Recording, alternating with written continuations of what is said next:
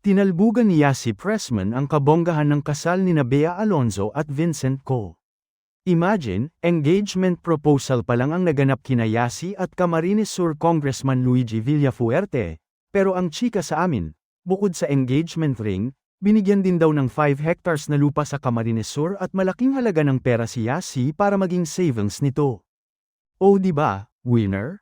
Ano pa kaya kapag ikinasal na sina Yasi at Luigi? Ilang hektarya ng lupa pa kaya ang ireregalo ng very generous palang kongresista sa kanyang misis?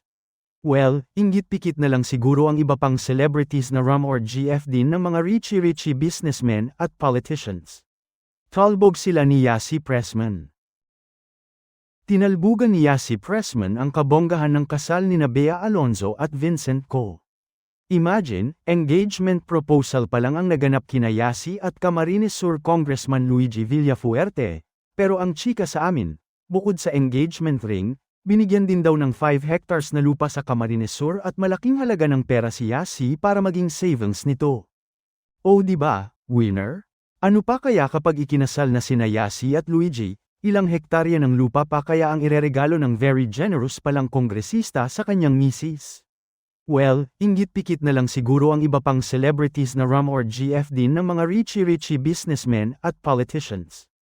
Talbog sila ni Yasi Pressman.